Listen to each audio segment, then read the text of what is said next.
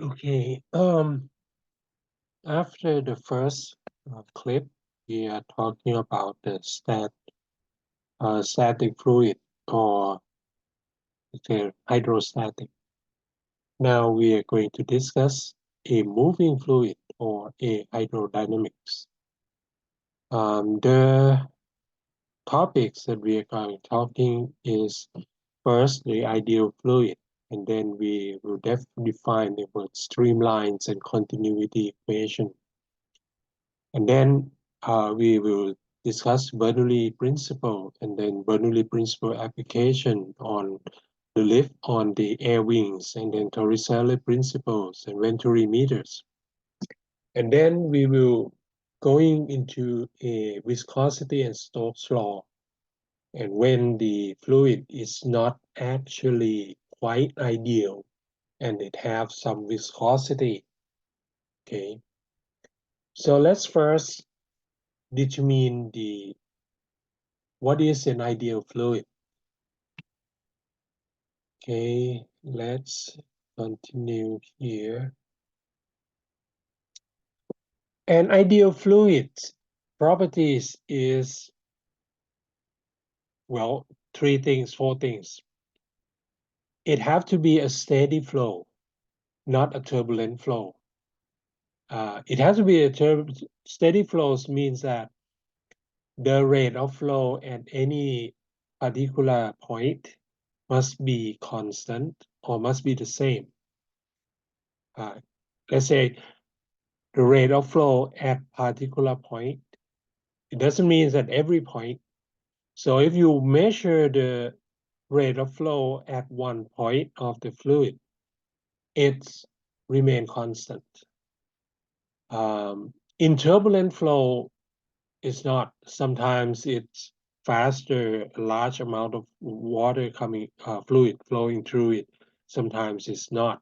So this is, if you imagine the steady flow is the flow of water in the creek that is just slowly flowing, or the water out of the faucet that is not so too much open.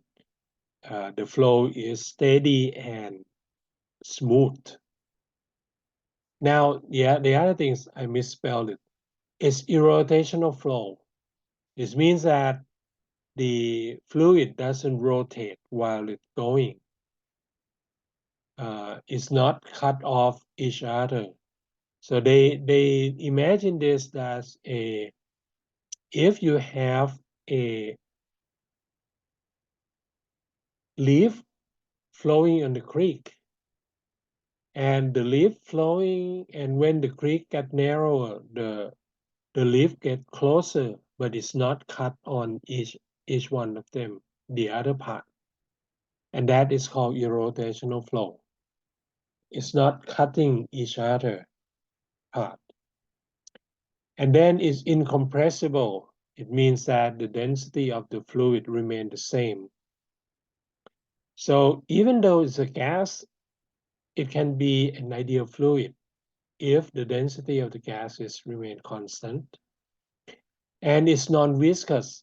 So the fluid itself doesn't have any internal friction or viscosity.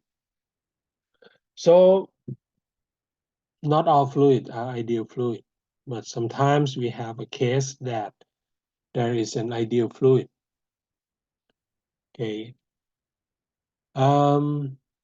Let's take a look at the other things. It's called a streamline.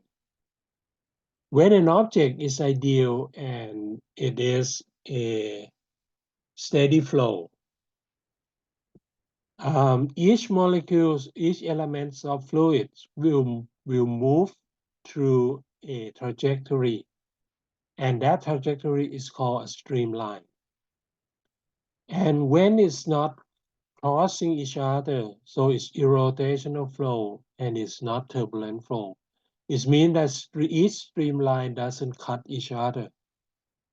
So a fluid that flows through this streamline will not move to this or that streamline. It's flowing, steady flow along along the bridge. This is an example of a streamline of the air passing the air wings. Well, actually, you see that before it reaches the air wing, this is done in the cloud chamber. Well, actually, this is a cloud of smoke that flowing according to the air. Now, you see that this movement is stream. The smoke particles is moving in a line. And then when it's fast, sometimes it's making a little cut. This is start to get a turbulent flow. But then if you have a streamline flow, this streamline is moving. So to have a streamline, make sure that all of the fluid inside the area remain the same. So this is also a streamline of a building. Okay, usually when they build a building, sometimes they have to make sure that it is not causing any problem. So they put it inside the wind tunnel.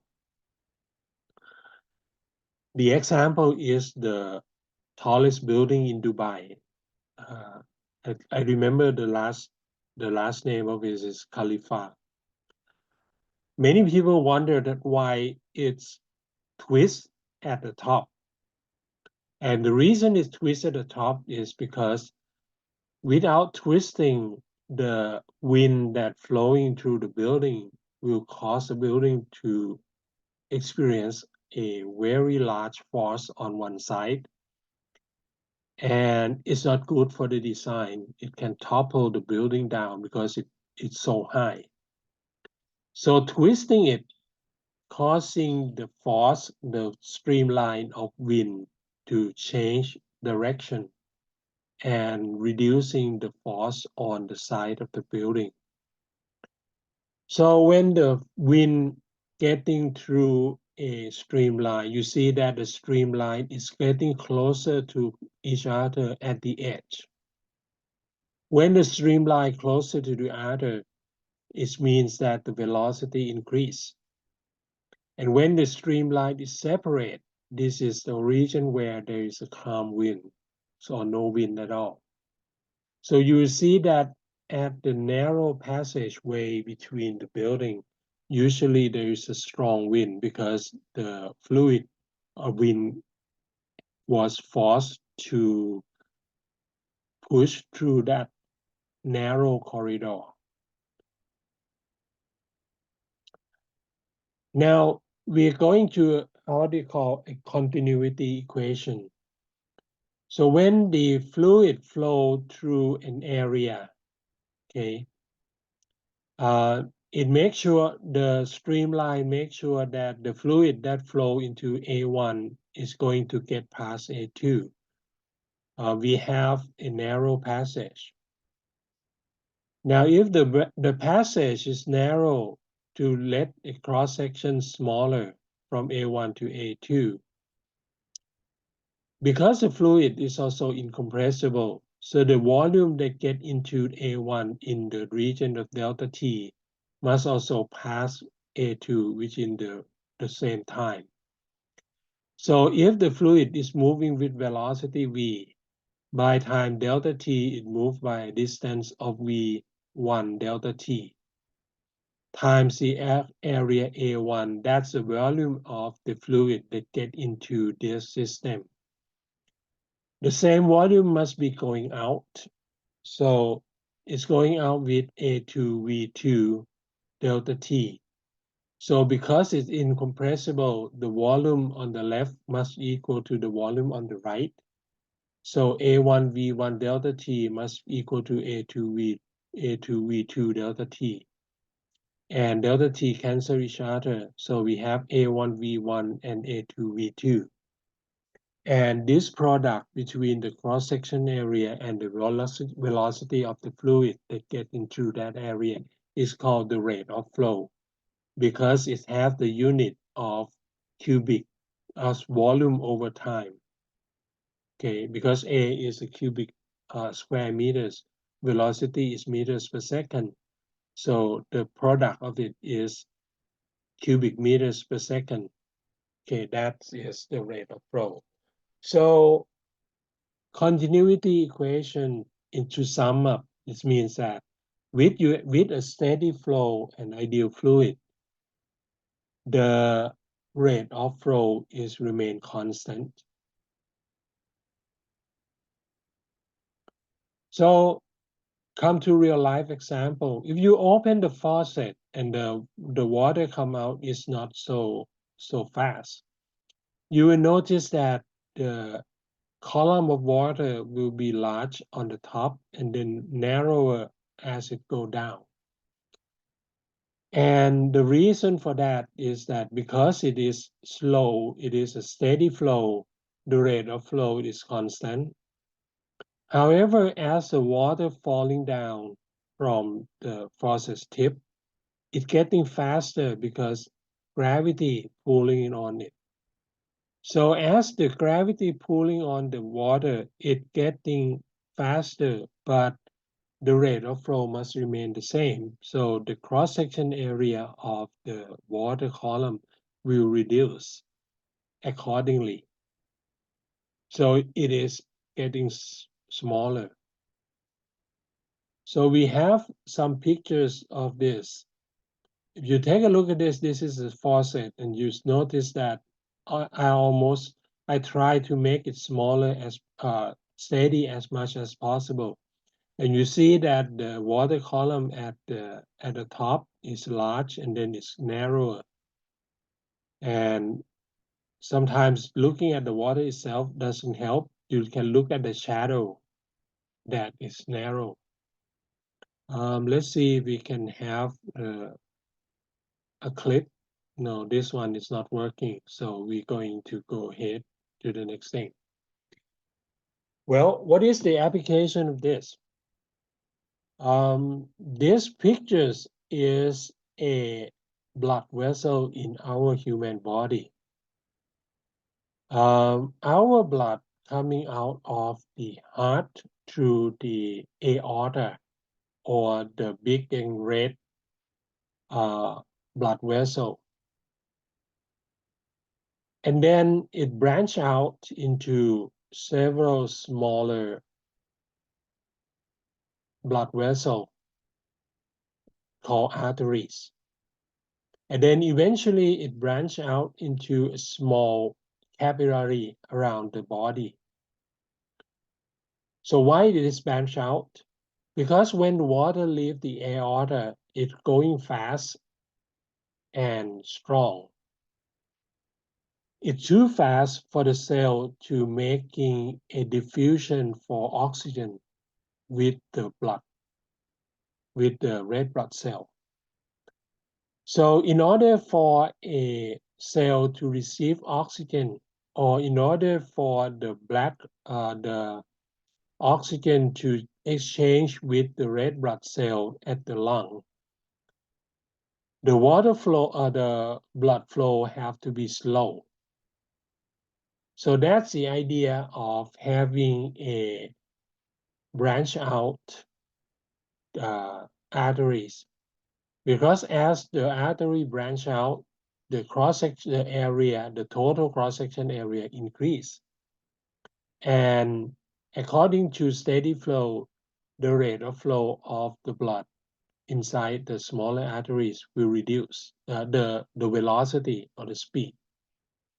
So the aorta diameter is about 3 centimeters and the blood flow is at 30 centimeters per second.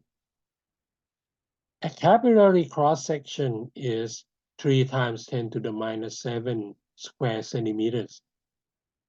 And the velocity of the blood is 0.05 centimeters per second, or around, let's say, 550 microns per second, 500 microns per second, sorry. So they say, how many branch out the capillaries have? So because it have to be continuity, the cross section of aorta times velocity of aorta must equal to n, which is number of capillaries, times the cross section of capillaries times velocity of capillaries. So aortas have the diameters, or not the diameters, the area of 3 square centimeters. So 3 square centimeters times 30 centimeters per second equal to n times 3 times 10 to the minus 7 square centimeters times 0.05 centimeters per second. Cancel out, give n equal to 6 times 10 to the 9th, or 6 billion vessels of capillaries around the body. And that is number of capillaries we have.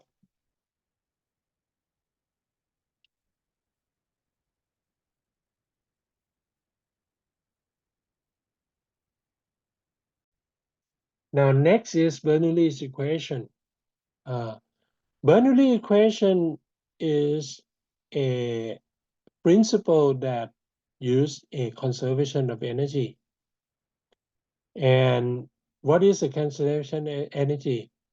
A work done on a system will create a change in kinetic energy plus the change in potential energy. And by solving that, Bernoulli's equation proved that a pressure or an absolute pressure of a system plus 1/2 of density times V squared plus density times Gy is constant. You can say that 1/2 rho V squared is a kinetic energy density because it's actually a kinetic energy divided by the volume. And rho Gy is also a potential energy density. Okay. So how does it prove? This is the pictures of Daniel Bernoulli from 1700s to 1782s. We take a look at this. Suppose we have a pipe that the water or the fluid flow through, and it have different cross-section area. The lower pipe have the cross-section area of A1, and the higher pipe has the cross-section area of A2. And the difference in height of the pipe, the two pipe is H1 and H2. Now, if we compress the pressure push on to the left side of the pipe on the area A1, the force acting on it is P1 times A1. And if the object, the fluid moved by a distance x1, we have a volume of A1 x1. But the work done by the pressure P1 is P1 times A, which is the force, times the distance x1. And then the fluid will push on the other side that has a pressure of P2. And then the fluid lose this work by work P2 times A times x2. X2 is the distance that is moved. So we have work equal to P1 A1 x1 minus by P2 A2 x2. However, according to continuity equation, A1 x1 is equal to A2 x2 and is equal to V. So we have P1V minus P2V as a work. Now kinetic energy is, at the beginning, it is 1/2 M1 MV2 square. This is the kinetic energy of the second part that increase minus by 1/2 M2 MV1 square, the same mass. And the change in kinetic energy is 1/2 of rho A1 x1. This is rho V. Rho V minus V2 square minus by 1/2 of rho V1 square. So the same thing happens. The pushing causing the fluid to move up by a distance of h2 minus h1. So the change in potential energy is mg h2 minus mg h1. And delta PE is rho AX, rho V GH2 minus rho V GH1. And then you equal two things. The work done equal to change in kinetic energy and plus the change in potential energy. So P1 A1 X1 minus P2 A2 X2 equal to 1/2 of rho A2 X2 V2 square minus 1/2 of rho A1 X1 V1 square plus rho A2 X2 GH2 minus rho A1 X1 GH1. And you can cancel X1 A1 and X2 A2 because they are all equal. So what you have left is P1 minus P2 equal to 1/2 rho V2 square minus 1/2 rho V1 square plus rho G H2 minus H1. So we rearrange the term, making the 1 on the one side and the 2 in the other side. We have P1 1/2 rho V1 square plus rho GH1 equal to P2 plus rho 1/2 rho V2 square plus rho GH2. And this is basically the Bernoulli's equation. And you can apply it to several systems. Okay. Let's take a look at another example. A water flow through a fire hose at diameter of 6.35 centimeters at a rate of 0.0120 cubic meters per second. The fire hose ends in a nozzle of inner diameters of 2.20 centimeters, so it's smaller. What is the speed at which the water exits the nozzle? So this is a continuity equation. So the rate of flow is 0.0120 cubic meters per second. It must equal to A1 V1 plus or equal to A2 V2. Now the first one, cross-section area, is pi times 6.35 over 2 square because its diameter is 6.35 centimeters. So it's 31.66 square centimeters. Making square centimeters to square meters is times 10 to the minus 4. So it's 3.166 times 10 to the minus 3 square meters. Doing the same thing for a smaller hose, you get the cross-section area of 3.8 times 10 to the minus 4 square meters. So you have Q equal to A1 V1 equal to A2 V2. So V1 is Q divided by A1. So it's 0.0120 divided by 3.166 times 10 to the minus 3. It gives you 3.79 meters per second. And V2 is Q over A2 is 31.6 meters per second. Okay, because it's almost 10 times smaller. So that's the speed of hose that we can use to stop the fire.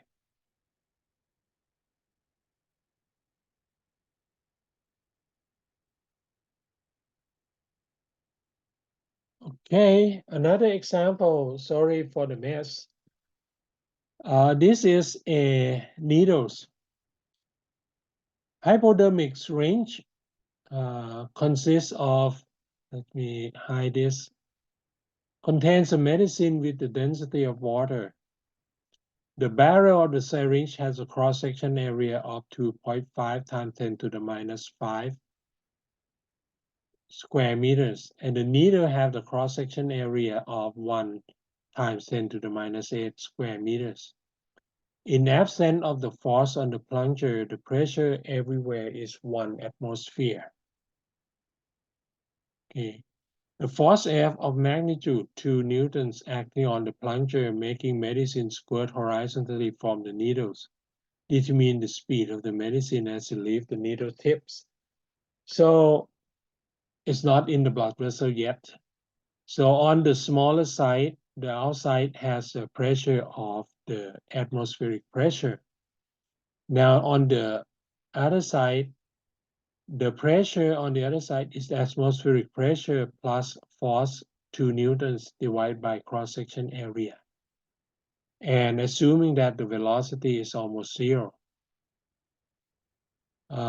we know the cross-section area of the bigger side to be 2.5 times 10 to the minus 5. Oh no, and the needle has the cross-section areas of 1 times 10 to the minus 8. So we apply Bernoulli's equation because the two are in level, so it have the same height. So it gave you the same height, h1 and h2 cancel each other. So we have p1 plus 1/2 rho 1 v1 squared plus equal to p2 plus 1/2 rho 2 v2 squared. Now, you might ask what is on the right side. First, I make a mistake by assuming that the velocity of the fluid on one side is zero.